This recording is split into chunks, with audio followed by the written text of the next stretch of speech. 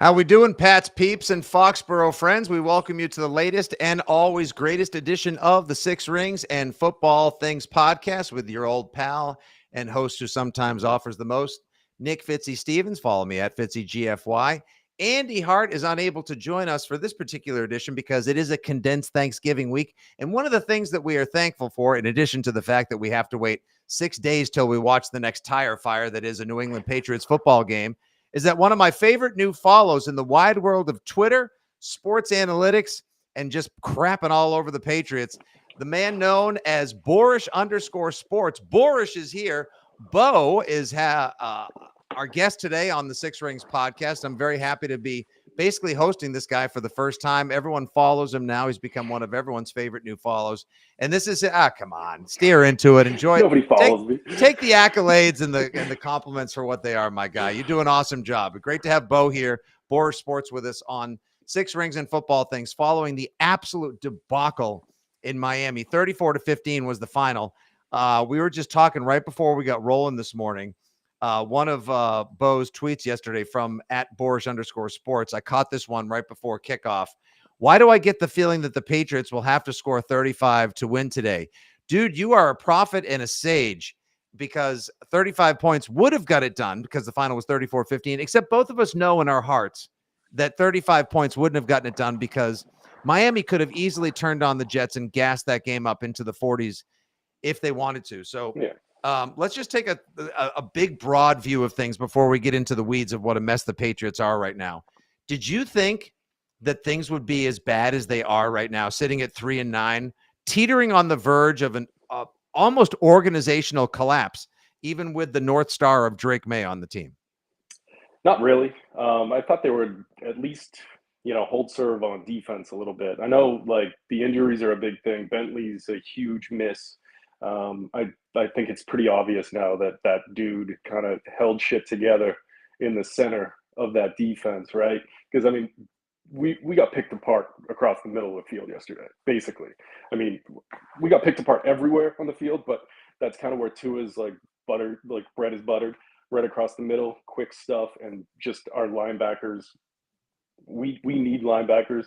Apparently we need cornerbacks, and apparently we need an edge rusher too on defense. So yeah, I thought 35 was gonna be the number, and you're probably right. I think if they didn't bring in Skylar Thompson for the fumble recovery, they probably would have got up to 40 or so, and I probably would have been wrong at that point. But yeah, it felt like it was going to be a disaster yesterday, and it was, unfortunately.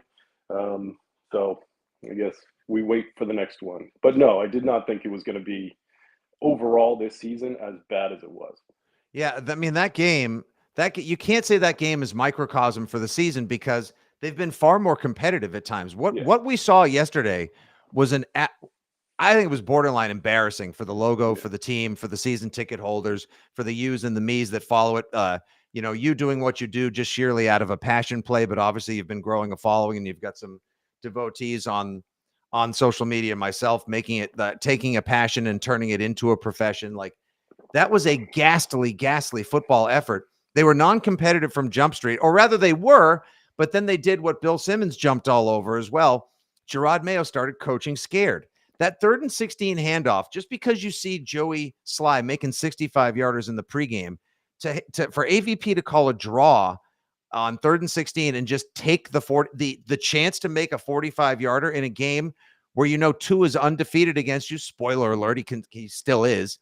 And then they just absolutely opened a can of offensive whoop ass all over your defense that was communicating so poorly. That's not like that is the recipe for failure. No one is going to evolve into the football player they can become if they continue to coach scared like that. Yeah. Mayo, it's weird. Mayo on defense was aggressive last week and conservative on offense, and it kind of worked. And then they kind of flipped that. My issue mainly is with the offense. I don't want to waste another quarterback. People got upset with me because I didn't want to take a quarterback in this past year's draft. It had little to do with Drake May. I was worried about the turnovers and things like that. I feel like that stuff is kind of proven out. He's a risk taker. You can get away with that kind of shit in the ACC and the NFL when it speeds up. It's tougher. So I love the Rams' approach on offense when it was just short passes, dink and dunk, high percentage throws, that kind of stuff. He was super efficient. I have numbers from week 11 and week 12 if you want to get into like what I think was going on there. Oh, hell yeah. But I just think it's more of a I have more issues with the offense than the defense. I think the defense, once it's healthy, will kind of figure its shit out. Mm-hmm. I truly believe that. I don't think that's a long-term thing. Covington, I don't know. We don't know. I mean, losing Bill Belichick's a big fucking deal, right? I think we all knew that before the season. Even the ones that wanted him fired, me not among them. I thought, roll it again with the greatest coach of all time. But what do I know? But yeah, it's kind of apparent that the defense is lacking something. But I think talent on the defensive end is there. It's just not here right now. You know what I mean? Like they'll be there next year, I think. Outside of Marcus Jones, who got fucking torched yesterday. Yeah, what happened to Marcus Jones? I am a card carrying member of the Marcus Jones Appreciation Society. I want to see him used more on offense. I was even trolling our own fan base and team when I, retweeting Travis Hunter taking a slant pass 50 yards to the house Sunday. Oh, what a novel concept, using your best playmaker overall on offense when you need a spark to score points. But yesterday he was a borderline no-show. And I'm with you too. People don't want to hear excuses, but I've called it like the spine of the defense. If you lose your catcher, your shortstop, and your center fielder, you're going to have the shittiest defense in all of Major League Baseball. So when you lose your best defensive tackle, you trade away your best pass rusher, who was now starting to look a little more over the hill than not. Yeah, at least he had to be a factor in the equation. Like if people would account for Matt Judon, then that would leave some lanes open for the Whites or the Wises or the Jennings of the world. But then the most criminally underrated member of the Patriots defense post 2020, Juwan Bentley as well, your signal caller, a great tackler, a fundamentally sound football player, slow linebackers Fitz. Yeah, well, you know what? He got shit done. And then, of course, Jabril Peppers, who was the second highest graded safety last year in the NFL against the run. You're not going to have the same defense. Christian Gonzalez, in full Giselle, like he cannot cover the players and make the points not happen. I'm sorry. Like, this is just not how it works. Yeah, it's tough. I mean, but like you said, you're naming people that theoretically will be back here, right? Yeah. So Bentley will be back. Peppers, we don't really know, but that's trending to be back. I don't know. I don't want to make any assumptions on that. That's kind of a weird case. But I think there's light there at the end of the tunnel, right? On offense, it's like, oh my God, what the fuck? Or what do we have there? What do we have on offense?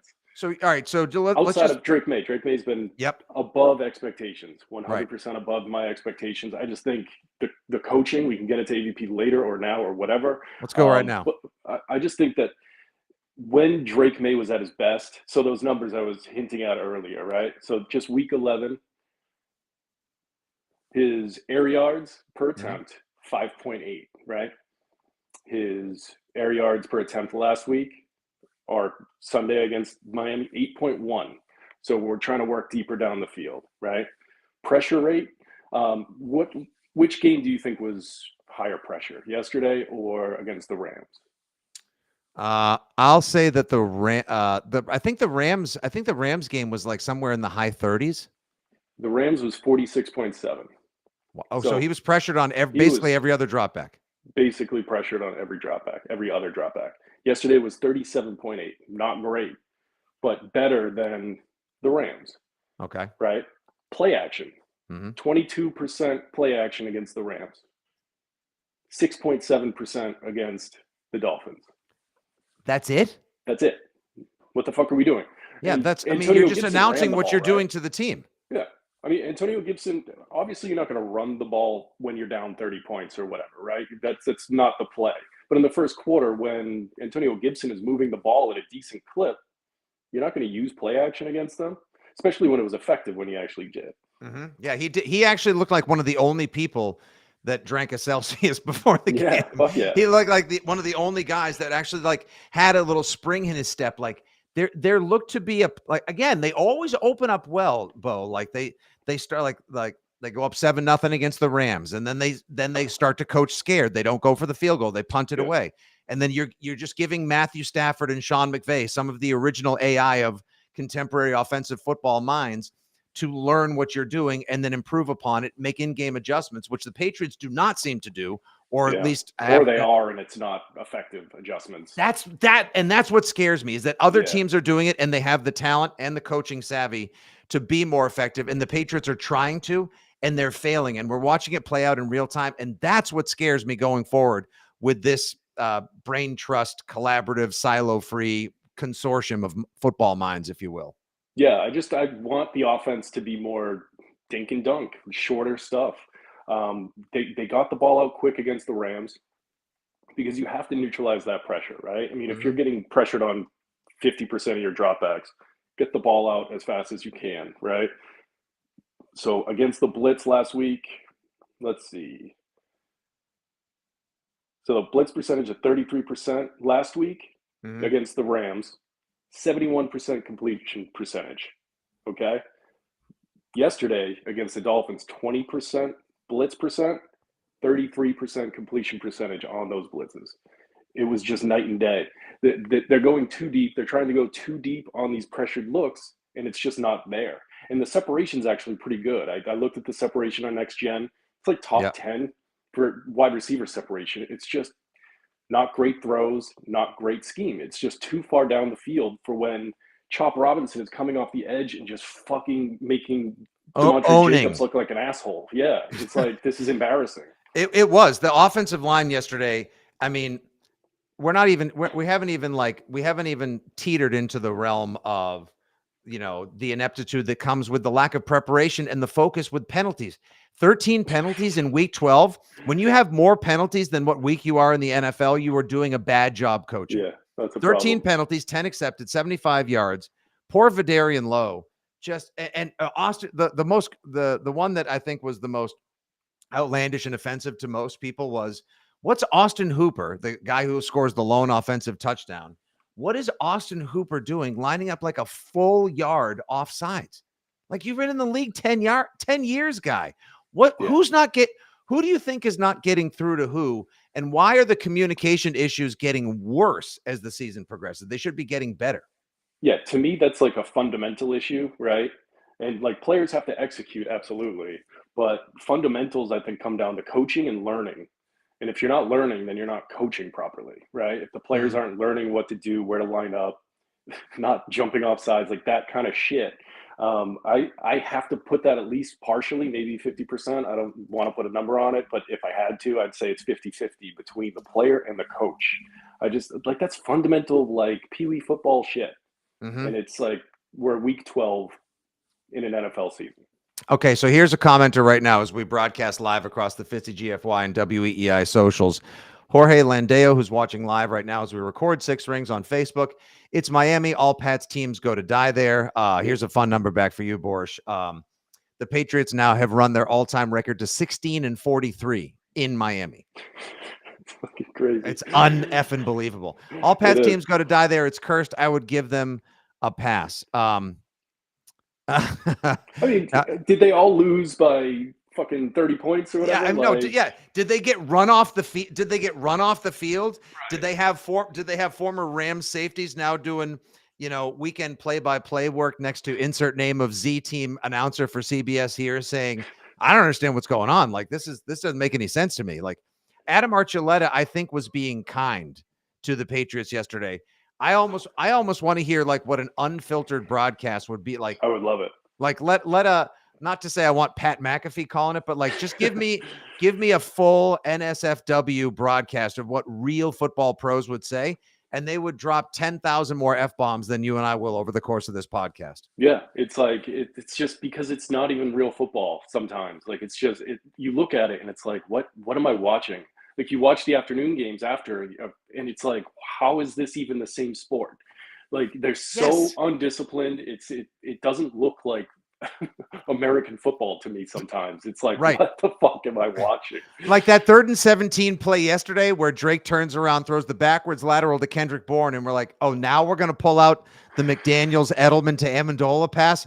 Desperation, thy destination is Hard Rock Stadium. And then he throws it back, and he shouldn't have, and it hits the feet of Ramondre, who's up the butt. Didn't he say he didn't even see Ramondre Stevenson? Like, after, like, he didn't even actually see it. Like, Kendrick So it's Bourne's like one of the a smarter 40-yard players. pass for 3 yards, and it's like, where's that going to go at the end of the day? Like that doesn't seem like a positive value play to me. Like, what are we doing? I don't know if PVP, positive value play, is a stat, but it should be. It's And that would not. be, it's not? Okay. I Well, don't then you think it know is. what? Don't anyone who's watching live right now or listening steal our IP, because we just stumbled across something. So this now brings up a reason to share, of course, the soundbite that went viral for all the wrong reasons after the game yesterday in his post-game presser, which I thought was mostly innocuous at the time. But later we found out people took umbrage with this particular statement. Mayo was asked about trying to get the guys prepared and wondering how much you can ask them to do on the field. And this was the response, which people then said was not befitting of a head coach in the NFL or the Patriots. Guys cross the white lines. There's nothing I can do for them. There's nothing any coach can do for them once they cross the white line. It's my job to continue to prepare not only them, but our coaches to go out here and play better football. Thanks. Okay, so Boris, I know you said the game was so bad, you tuned out afterwards immediately. Lucky you. You didn't have to do 3.5 hours on the radio like I did. Yeah. Thank me for my service later. I'm not jealous of that. Oh God, no one should be. So Fucking brutal. So that thing went wild. And then he had to answer for it this morning. He said, that's how I've always felt. Like, I'll give you, that's his style of parenting. It will say, like, I'll teach you everything inside the house. The minute you leave this house, you're on your own. The way you learn, the way you play, the way you behave, and the way you represent this family, or in this case, this football team. Do you like that? Do you like that approach? Is that a winning approach, or is that not obviously working right now? Well, I mean, is it a winning approach? We kind of see the evidence that it's not, right? I mean, maybe it can be with the right players, but maybe they're not the right players and you need to coach them differently. I don't believe that like every person should be treated the exact same way, right? Like they're clearly treating Javon Baker like he's a second-class citizen when every offensive player fucks up week to week. So it's like, just let Javon Baker fuck up. Like maybe he makes a play or two, right? It's like we see Hooper fuck up. We see Kendrick Bourne fuck up week in, week out, like useless fuck ups constantly. So it's like, what is Javon Baker going to do that's so bad that you can't have him on the field, right? I don't know if that answers your question, but it's like, it's just one of those things, like try something else. Maybe the players are wrong. Obviously you can't get any more players. But the players you do have, maybe you should probably coach them a little differently, especially if they're different players. Like, why are you treating a vet in Kendrick Bourne the same way you would treat a rookie in Jaheim Bell or whatever, for instance, you know?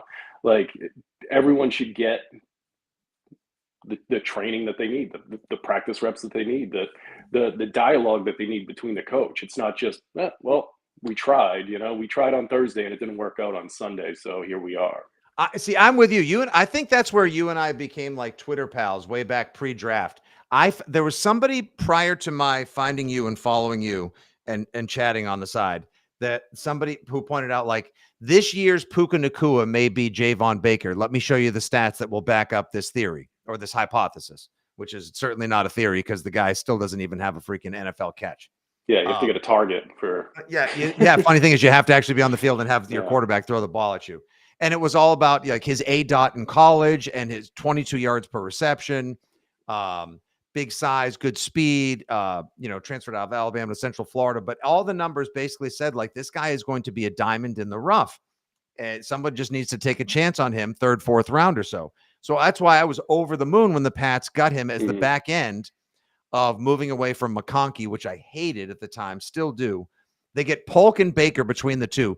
McConkey still has 4 times the stats of our 2 receivers combined. Now, I know he's in a much better situation, but holy smokes, like, it's disastrous. And so if you've got a rookie quarterback, you know the season's not going anywhere, and you just want to run as many sims and situations as possible for this kid to learn and your guys to get reps so they can show if they're pros or schmoes, then what get Jaheim Bell out there, throw Javon Baker the ball, let him go up and fight for a 50-50 and show you he can do it. This coach to win the games thing, it's kind of ringing hollow. It feels like bullshit. Yeah, it does feel like bullshit. And I think a lot of it comes back to AVP. I just think his offense is, someone said it the other day, I forget who it was, I'm sorry, plays over players. So AVP thinks that like his plays are just so good that they're going to work if you execute them properly. If you run 12 yards and cut 45 degrees at fucking 2.5 seconds, this play will absolutely work 100% of the time against this defense, right? I don't necessarily believe that, especially when there's evidence to the contrary, right? So it's like we tried the plays over players process. Let's try the other way around. Let's get some players in there that can make plays, that can be explosive, and see what happens. Because at this point, we're week 13. The offense is sputtering, even with Drake May in there. Like the EPA per play, most people, their eyes glaze over when they see EPA per play and shit like that. But it's just yards with context. It's just, okay, how many yards did you gain in a certain scenario on a certain side of the field, right? Positive is better, negative is not good. It's pretty simple concept. That is dog shit, like flat out dog shit, whether it's Drake May or Jacoby Brissett. I'm not putting it on Drake May. It's an entire offense stat as far as I'm concerned. A lot of people put the EPA stuff on the quarterback themselves, but the quarterback can only throw to who's on the field and who's open, right? So if those variables don't exist, then the EPA is going to go down, right? I put that on the lack of playmakers on the field, which we can see every Sunday. How many snaps has Jalen Pope taken and he doesn't even get a target? What is he doing out there? Did you see yesterday? It's supposed to be 3rd and 3, 5-yard penalty because, of course, every third play, the Patriots had to satisfy their offensive line pre-snap penalty quotient, and so it goes to 3rd and 8 or 3rd and 9, whatever it was. And Polk takes a little bubble screen on the right and just starts dancing, and like there was no find the first down marker and run to it. There was no pick a seam and give it the old college try. There was all of that again. The head thinking that's going on with this kid. There is no fluid playing right now. He is lost in his head. By the way, one of our viewers right now on YouTube Live, Joey Zagier, AVP should stand for average vertical plays. Pretty solid. Pretty solid. BAVP.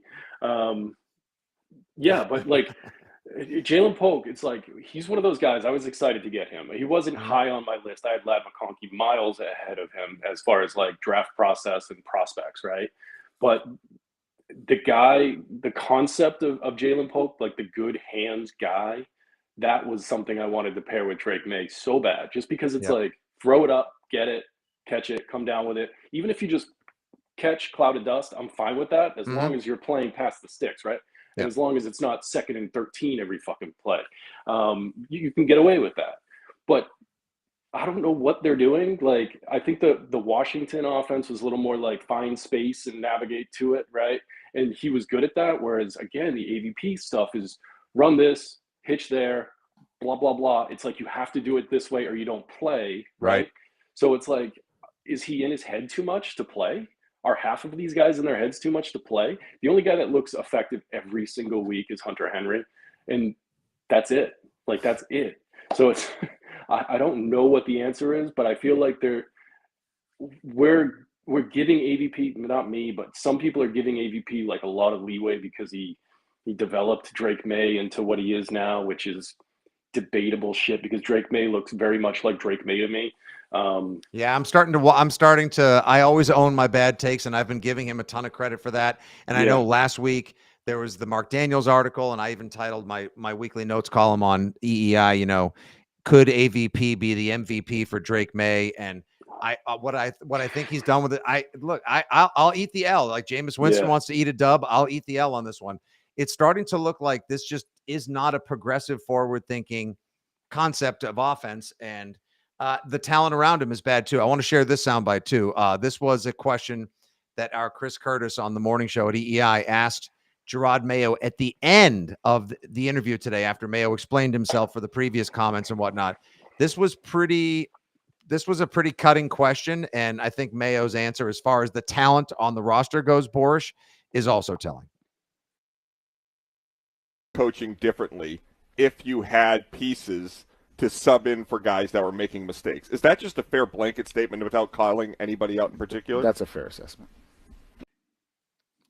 There you go. Yeah. Now is that Mayo throwing Wolf under the bus? I've lost a lot of faith in the offensive structure, Gerard Mayo, just a lot of things. Like I'm having a hard time thinking that this is all going to coalesce just magically by inserting a great draft T. Higgins and a couple other players. My regular podcast and broadcast partner, Andy Hart on the afternoon show says right now, if you have to do a blame pie, you have to cut at least a piece that's 51% of the pie and serve it to Elliott Wolf for what he's assembled on the team. Maybe not. I mean, Elliott, there's a lot of evidence that he at least tried, right? I know trying, you don't get like awards for that, but Calvin Ridley, Brandon Ayuk, like he tried to get these players, right? Right. You can argue that he didn't get a offensive lineman. He did. They got injured. Shit happens. Right. And the Chukwueze Okorafor thing was a nightmare. If they just left him at right tackle instead of fucking around and moving to the left, maybe he's still there. And Chop Robinson doesn't have a 60% pressure rate or whatever the hell it was yesterday. It was like obscene. Unreal. So, I mean, there's a lot of things that, yes, Elliott Wolf, it's on him. But they have players there that they haven't really tried. I think we just talked about a couple of them, like Austin Hooper. He's a fine player, but really the one play he made yesterday was what? Like the two safeties crashed into each other in the secondary and left him 20 yards away free. And May made a fucking like a hell of a throw, right? That was that. But that right there, that goes on. Our big takeaway on the post-game radio show, Borsch, was that that goes on the recruitment tape. You take the play from the end of the Titans game. You take that 4th and 15. Like he found him running against his body, running to his right, throws against his body, is still able to deliver it 50+ yards in the air to Austin Hooper sitting at the 3, who then squeaks into the end zone. Like, that's next level physical talent. Of course. But to what I was saying earlier is that going to get you further? Like, obviously you want that in the tool bag, like fucking phenomenal. Yes. Like, let's see that every once in a while. But should we be better off like Austin Hooper makes that play once per game, or can we get Shaheem Bell the ball at the 3 yards over the line of scrimmage and see what he can do? Right. Because he has more wiggle, more burst. Like, let's play some players with like explosivity and see what happens. Because right now it's a joke. And they scored 8 offensive points yesterday. Is that? I mean, my math, that's it. No, that's it. They scored 8 off it. They scored. Well, there was a nice little 2-point conversion after Gonzo ran the Jalen Wright touchdown back. I know, like they ran like a mini hook and ladder at this point. Yeah, which okay, cool, yay! Like people look at that kind of shit and they're like, "Oh, AVP is creative," like they do that kind of shit, right? And it's just like, no, he follows Dan Casey on fucking Twitter, and he sees that play last week and he just runs it. Like it happens. I mean, that's just like that's what these coaches do. Good coaches steal, but like AVP, how about you steal motion? What was the? No one moves anywhere. It's the most static offense on the fucking planet, right? Right. Miami used motion at like 93% of the time. I have it written down somewhere. Like it's obscene the amount of motion they used yesterday. And let me see.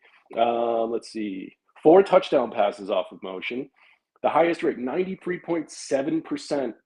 That's actually that's our radio station. Yeah, there you go. So 93.7 is the motion rate for Miami against your defense, and they fucking scorched you, right? They completed 27 of 37 pass attempts for 268 yards and 4 touchdowns using motion. And AVP acts like it doesn't exist, right? So it's like, yeah, you want to steal a play off of Dan Casey's Twitter feed, knock yourself out, right? But you won't steal fucking motion from Sean McVay and from Mike McDaniel. Like, steal the shit that's working consistently, not the goofy shit that just works. You're like, oh, well, let's pull that out on a 2-point conversion when we're down by fucking 20. Yeah. Who cares at the end of the day? Yeah, it God, doesn't. I'm in a fucking bad mood, man. I I'm know, in a fucking bad mood. But that's where we all are now with these Patriots. Like I'm always trying to stay positive. I always want to try to divine a takeaway that'll give you reason for hope and whatnot. Yeah. And that's why I titled this podcast, which I'm reasonably sure now that the algorithm will pick up is a deserving and worthy so, because where we are in the season, of the explicit label. Oh yeah, my bad. It's all good. I'm gonna share it and let everybody know. Like, if you want to hear real analytics done from a real fan who's real frustrated, who's real fucking pissed off. That's what Fitzy and Borsch are giving you right now. It's terrible, and that's why I called it Pats in disarray. Can a late season collapse be avoided? I think right now, if you were to go, like, this is going to be my question going forward at the tailgate next Sunday before Pat's Colts, and boy, won't the razor be lit for that one. I'm going to ask fans, like, would you rather them continue along this path and see their way through with what you keep seeing run out there? Or would you rather they just bring in Bell and Baker and everyone else and say, you know what, kids, figure it out. We're going to lose. We're only going to get a top 5 pick out of it. We're going to do our best. Like, let's bring in this, what is the name of the dude? Caleb Jones, the 6'9", 370-pound guy on the practice squad. How like somebody might say, somebody logical might say, Boris, they might say like, well, there's probably a reason they're not playing him because he's worse than Demontre Jacobs, to which I would say, how can you be worse than Demontre Jacobs at this point? Yeah. Like, I mean, that's the thing. It's like, what do you have to lose? Like, what do you have to lose? Like, fucking, you're going to lose by like 40 instead of 30. Who cares at that point? Like, I like bad movies that are fun, right? Like old horror movies that are just completely cheesy and just ridiculous. And like, those are bad and fun. Like, this isn't bad and fun. This is bad and fucking boring. Like, this is like, I feel like it was my job yesterday watching that game. Like, I can't imagine watching that game, doing 3 hours of radio or TV or whatever, and like not being able to do something else. Like, I was like, okay, I'm done. I'm fucking cashed out. Like, I don't have to think about the Patriots. I can't imagine having to think about the Patriots for a living right now. Oh, dude, it never ends. And I got to do radio tonight. And it's just, it's a constant toxicity that is starting to build up. Okay. So what is another one of the big things they've talked about, Boris, is that they want, like, Mayo's big on trying to build the culture this year. So at least if nothing else, like the wins may not stack up, but at least they'll build a culture and that they'll be able to forge an identity, which I believe that they have not been able to do yet. Here's the last thing I'll play. Gerard Mayo talked about this in his Zoom availability for Pat's Media on the whole, just after he talked to our radio station. Culture been more difficult than even you expected? I never thought that we would be able to reestablish a culture, in year one. It's a process. It's hard to change a culture, and we're trying to put those pieces together. I think it would be a disservice, to get to the end of the year and not know exactly what we have from a player or coaching perspective, and that has to be our focus. All right. Well, the tenets of I'll disagree. The tenets of a culture, or at least like you can start pouring the foundation for a culture as well. Like, I don't need to see the 5,500 square foot palatial estate that is the new culture of the Patriots, but I believe you have to pour the foundation. You can't just say, hey, we got Drake May, so there's the beginning of the turnaround. Like, there need to be pieces around him as well. And if he says like, oh no, we got to get some players in there, and and we're just, and the coach is like, I don't know anything. Actually, what I can tell you is it looks like DeMarcus Covington is struggling to find a way to stop other teams from running whatever dream offense they want. It looks like AVP is overmatched, and Gerard Mayo is constantly tap dancing around a million different issues, and he even seems overmatched. Yeah, I mean, I stopped listening to Mayo like week 3 or 4. Like, I used to listen to the press conferences and all that kind of shit. But then, like, it was just, he would say something and then a day later he would contradict himself, right? Mm-hmm. So like, I find zero value in listening to what he's actually saying, but that's why it's easier to look at like, okay, what's actually happening and like extrapolate from there. And what's happening right now is like, there's nothing really going on culture-wise, because I don't know how many of these guys, at least on offense, are going to be here long-term. So it's like, how can you establish a culture on offense? On defense, maybe, because like we talked about, those guys are going to be here. But on offense, it's like, you went from having, in a lot of people's mind, right? Oh, we just replaced the quarterback and we're good, right? Replace the quarterback, replace the head coach. Literally, people were saying this last year. Like, people were saying this. Right. And then you replace the quarterback with a better quarterback, 100% better quarterback. And then there's nothing around him. Nothing. Like, Is there anything that you would just, like, we need to have this back next year? Even Mike Onwenu, it's like, he's been so out of place all season because the line has been shambles that it's like, he hasn't even had a good season. He's like, he's supposed to be the guy on our offensive line. He's had a brute, like, we got the best free agent and we got the best free agent offensive lineman, like, and he happened to be our own guy as well. Like, maybe he's having a hard time because the talent around him is so bad. I don't know, but Onwenu has taken major steps back this year. All right, so the culture is an issue. The play calling is an issue. The coaching is an issue. Everything's an issue. With the 5 remaining games, we can revisit this after the season, and we can really rip into it. But like with the 5 remaining games, what's the hope for it? I won't say turnaround, but to prevent a collapse that actually forces more work to be done to like overcome the regression before you start building towards 25, 26 and whatever. I don't know. Like, What let do you people think? play. Let them play. Like, let the kids play. Like you said, you were going to do that at the beginning of the season. It's a lost season, right? I mean, like there was a couple weeks ago, people were holding out hope for the playoffs because the league is so bad, right? Like there was a point where we were at 2 wins and we were like 3 or 4 games out of the playoff hunt. Those days are gone. Like that's over. There's no playoffs. I'm not a guy that says tank. Like I'm not a tank Right. guy. Wasn't last year. Not going to be this year. Not going to be next year. Never will be. 100% Just agree. play. The draft is a crapshoot. Like you get what you get.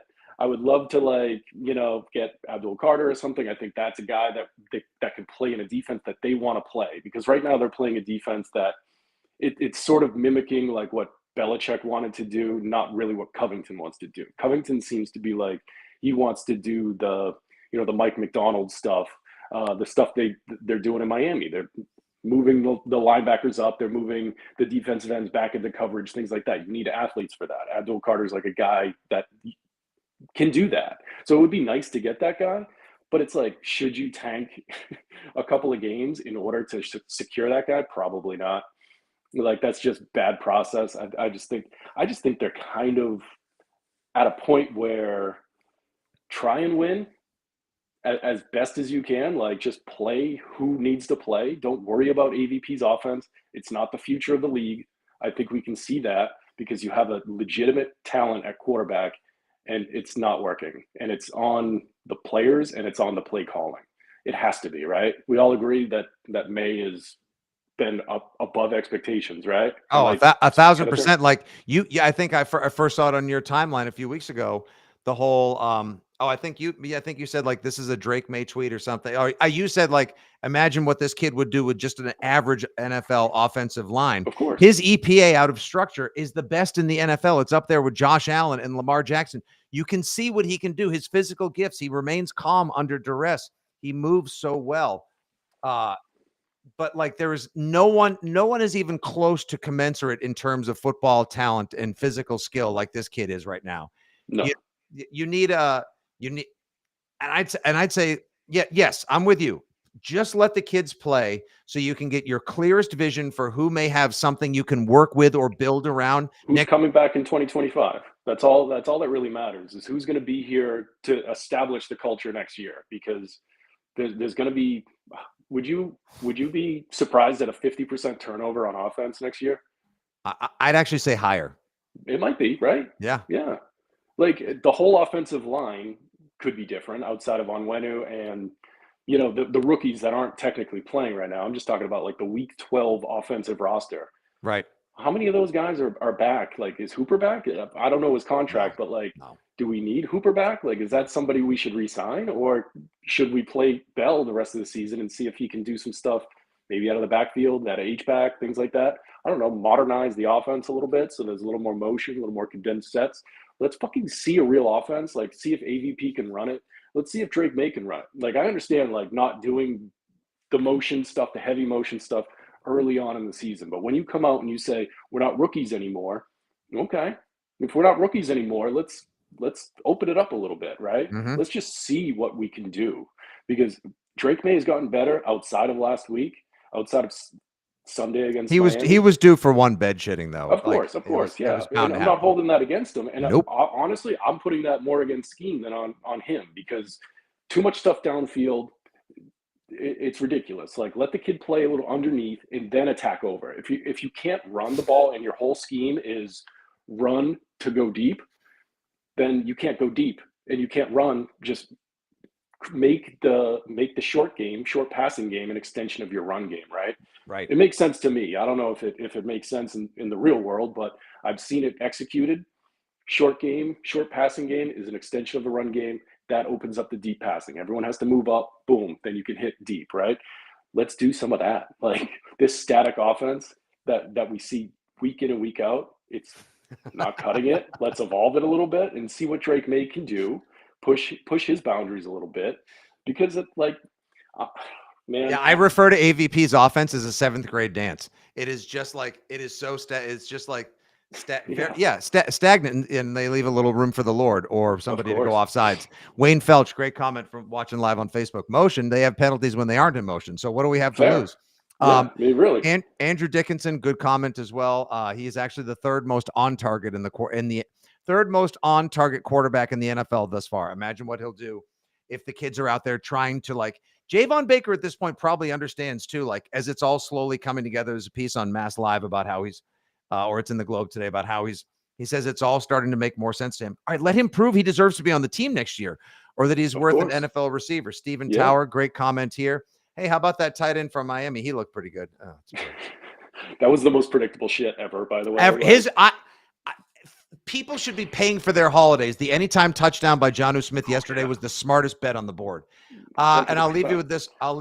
Yep, that's right, Jimmy Arbor. We never see audibles. You're right, because there probably aren't a ton of them in there because they want to just teach him the basics. That's probably a May thing too, rookie QB thing. Yep. But again, like let's see if he can do it. Let's see what he can do. Like let's give the kids a chance, and that's how you establish going forward who deserves to be on this team. Because if Javon Baker ends up like having a better 5 games to close out the season than Jalen Polk, I don't know. That changes the calculus next year, doesn't it?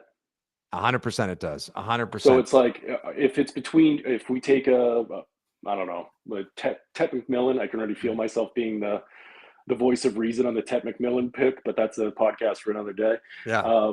If we take a wide receiver, unnamed wide receiver in the first, who are we replacing him with, right? Is it going to be Polk, who can't fucking line up, can't catch the ball, can't get open? Can't crack the lineup, yeah. Or can we get Javon Baker some snaps and see if he can do those things? And if it's worth it, reinvesting another year into the kid. I think it will be, but it's not my team. I can't make the decision for him. No, neither mine as well. But I think a lot of these issues, there are almost too many to recount in one podcast, in one blog article, in one radio show. Luckily, I get to do more of that later on tonight as well on EEI. Lucky me as well. I'm with you. I think my big takeaway is just let the kids play and figure it out. Yeah. However, last item, and I appreciate all the extra time today, bro. This has been a ton of fun. Absolutely. So there were reports. Andrew Callahan had it in the Herald. Then Mark Daniels tweeted about it this morning that there was laughing and that there was like a very light atmosphere in the locker room. I tweeted out, a friend of mine hipped me to that clip.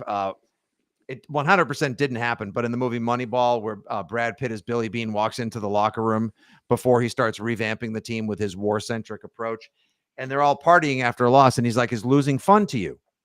You know, and there's a whole confrontation between the players and Brad Pitt's iteration of Billy Beane, and I'm kind of wondering, like, is there just a bad mindset? Are they taking advantage of the lax approach that it seems that Gerard Mayo is bringing to the team? Because if so, how do you corral them into actually giving it their all in auditioning for a job next year if they're all just going to dick around and think it's funny and, catch an Uber home? Yeah, and it's interesting that, like, I heard May speak after, and he was like, remember this feeling about losing. Remember this feeling. And if they're all laughing and joking in the back, then that's not a bad feeling to remember. Those are good times. So I don't know how remember this feeling works. And, like, I hope May's leadership translates. It's a little collegey. Like, it's a little like these are pros. So I really don't, like, you want to fuck around after a game in Miami, like, that's fine. I don't care. You're all professionals. Like, I have a bad day at work. I don't beat myself up over it. Right. That's normal, I think, for depending on who you are. Some people will take it more personally. Some people will take it harder than others. Individuals are individuals. If 5 people are laughing in a locker room with 53 people, what does that tell you? Nothing, Yeah. So I don't really care. At the end of the day, I don't really care. I just think it's a funny dichotomy with May's comments about remember this feeling. There's a couple guys that are just like living their best life in there, Right. Yeah, they're all in there, going IG live, just like, look where we out here in Miami. What's up? Yeah. And then but that's good. At least that tells me that innate competitive drive in him to want to be better is going to be the guiding force of this team. Yeah. Now we just need, I don't know, coaches, coordinators, and 52 other guys to get in lockstep behind him and cut the shit out. Yeah. All right, folks. It's been an absolute pleasure doing the Patriots debut podcast of Boorish Sports. You can give my guy Bo a follow at Boorish_sports. You'd know him by the Ed O'Neill avatar as well. His tweets are analytical. Sometimes they're numerical. They're next generational. And sometimes they're humorous, engaging, and altogether honest. And I appreciate the hell out of him for jumping in with us today for the kind of podcast that I think we needed. We needed it raw. We needed it NSFW. We needed it real today. And the big takeaway, just play the kids. Just let them figure it out. Just let them go, and we'll see what happens. What are you going to do? Lose some more football games? No one cares. That's where we are. Nope. Nobody cares. All right. So that'll do for the latest 6 rings and football things, everybody. Thanks for listening. I'll be on the radio tonight. If you happen to take this in on Monday, give Bo a follow. Have a great Thanksgiving. If we don't connect again, we'll have him back on either later in the season or after the season's over as we take a look towards a 2025 that should be very interesting indeed. Tell your friends about the pod. Subscribe on Apple Pod, Spotify. Use the Odyssey app or whatever platform you need to find your awesome football talk. Thanks again, Bo. Good day. God bless everyone. And let's